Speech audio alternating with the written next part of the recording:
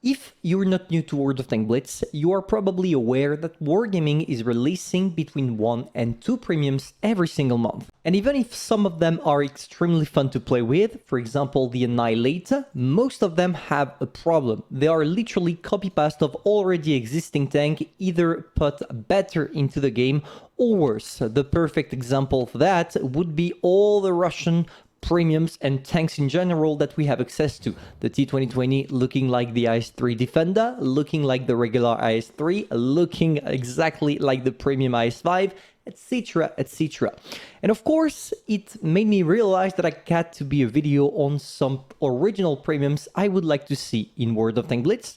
So let's go. And because we nearly never talk about it, I'm gonna pick those premiums out of the main opponent to World of Tanks PC, War Thunder, because honestly, they do have some pretty good premiums to play with. The first tank I want to talk about is the Object 120, a USSR tank that would be approximately a tier 8 in World of Tanks Blitz, or maybe even tier 10 if Wargaming wanted to. You can find plenties of editing concerning the Object 120 in War Thunder for one simple reason. It literally has a railgun. The penetration capacity of that tank are just out of earth, and obviously having such a beast in World of Tanks Blitz would be hilarious.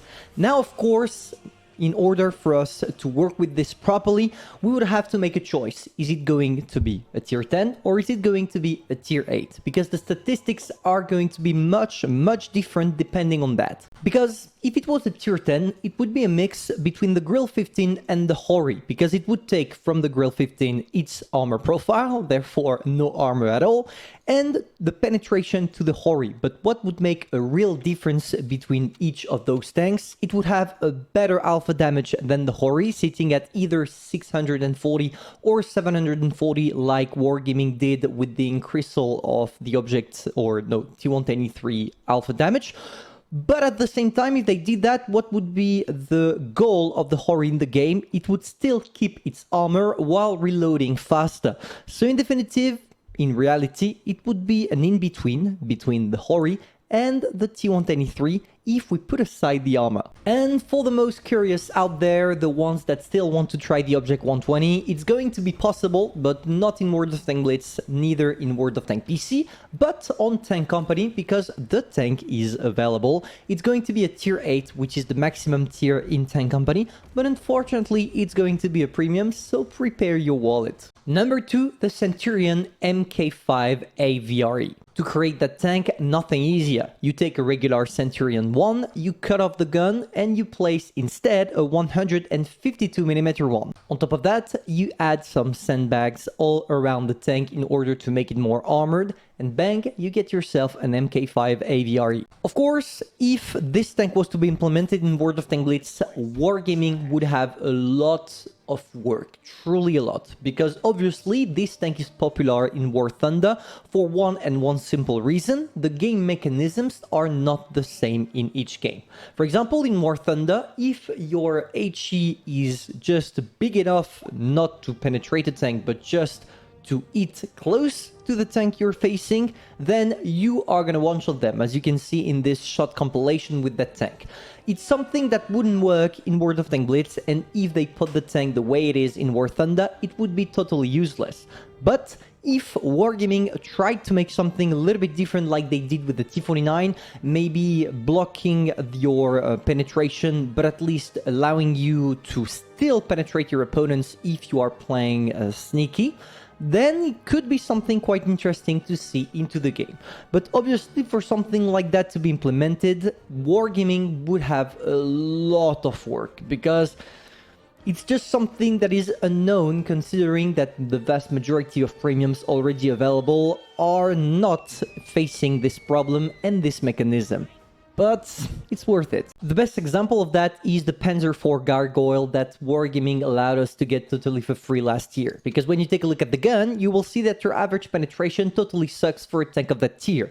But just imagine having the same thing with the AVRE at tier 8. It would allow us to just have some fun. You can penetrate a low armor profile tank like RHM, T-49, every single light tanks, sitting at maybe 900 damage with your HE.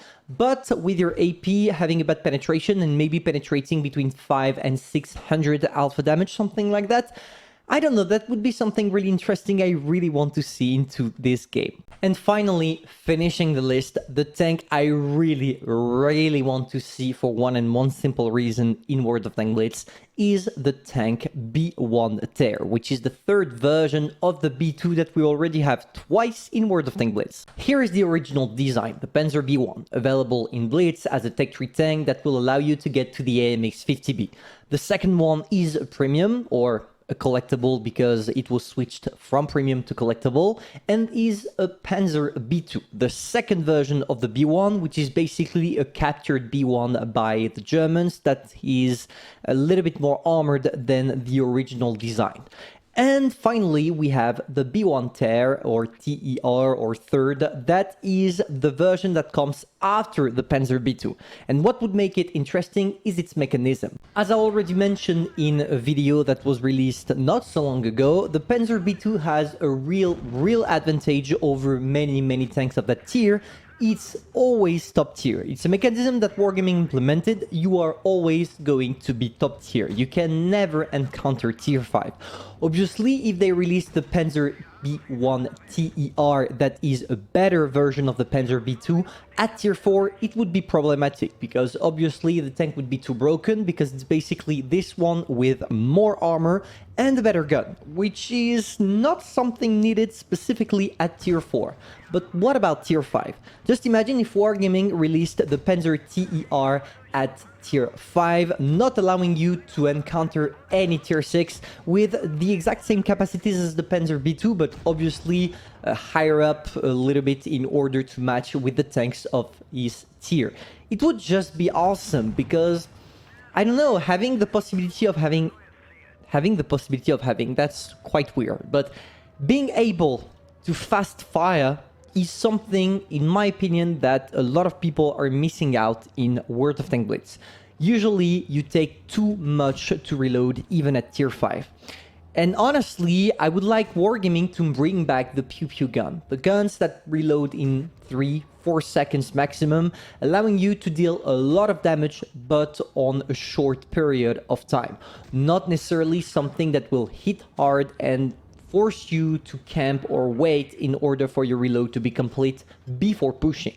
And in my opinion, the Panzer B1 TER is probably what we get the closest at tier 5 to a Pew Pew gun that not only will be great to play with, but will also be quite effective.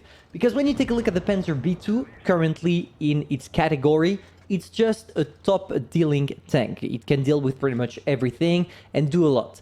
So just imagine this at tier 5 with the Panzer TER. I just want this to happen, and I pray every day that Wargaming will release that tank in order for us, I don't know, to bully people, because yes, tier 10 is fun, but what about being able to bully the opponents from time to time? We all like it, and hopefully we will see the light of this day pretty soon if Wargaming sees this video. So to summarize that video, it seems like War Thunder has some crazy tank designs that I wish Wargaming could implement. But obviously, as both games are not using the same mechanisms, it's logical that Wargaming went for different premiums than the one implemented in War Thunder and all the way around too. But for those 3 tanks I mentioned, I feel like if Wargaming really works on them, it could be something great to see, and hopefully it will happen one day. And if it's not, maybe it's going to be the case in Tank Company.